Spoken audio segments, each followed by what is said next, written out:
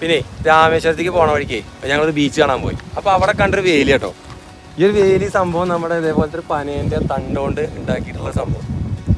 ഒരു വെറൈറ്റി വേലി കണ്ടപ്പോൾ ഒന്ന് വണ്ടി ചവിട്ടിയതാണ്. സംഗതി എന്തായാലും വലിയൊരു ചിലവില്ലാത്ത രീതിയിലുള്ള സംഭവമാണ്. ഒരു രണ്ട് കമ്പി വെച്ചാണ് കെട്ടിയാണ്. ഒരു കാല് കുഴിച്ചിട്ടുണ്ട് ഓരോ ഭാഗത്തായിട്ട്. എന്നിട്ട് ഇതുപോലത്തെ പീസുകൾ വെച്ച് പെറുക്കി അങ്ങനെ പോയിട്ടുണ്ട്. രാമേശ്വരത്തെ ഈ കടലിനോട് ചേർന്നിട്ടുള്ള മിക്ക വീടുകളുടെ അതിരുകളും തിരിച്ചിട്ടുള്ളത് ഇതുപോലെ ഈ ഒരു കമ്പ് കൊണ്ട് തന്നെയാണ്. അങ്ങനെ ഞങ്ങൾ ഏകദേശം 4 മണിയായപ്പോൾ രാമേശ്വരം ശിവക്ഷേത്രത്തിലെത്തി. വൈകുന്നേരം ആയതുകൊണ്ടാണോ അറിയില്ല, ക്ഷേത്രത്തിൽ തിരക്ക് കുറവായിരുന്നുകൊണ്ട് തന്നെ പെട്ടെന്ന് തൊഴുതിറങ്ങാൻ പറ്റി. അങ്ങനെ നേരെ നമ്മൾ ധനുഷ്കോടിയിലേക്ക് വെച്ച് പിടിച്ചു.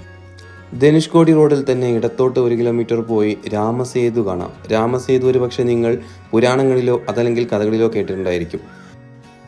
ലങ്കാദഹനം കഴിഞ്ഞ് രാമനും കൂട്ടരും തിരിച്ചു വന്നത് കല്ലുകൾ കൂട്ടിയിട്ട കടലിലൂടെ നിർമ്മിച്ച ഈ ഒരു പാതയിലൂടെയാണ് എന്നാണ് വിശ്വാസം.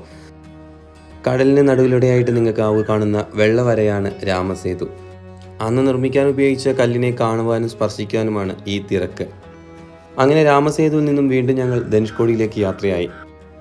ഇരുഭാഗങ്ങളിലും കടലിലുള്ള ഈ റോഡ് ആദ്യം നമ്മളെ കൊണ്ടെത്തിക്കുന്നത് പ്രേതനഗരിയിലേക്കാണ്.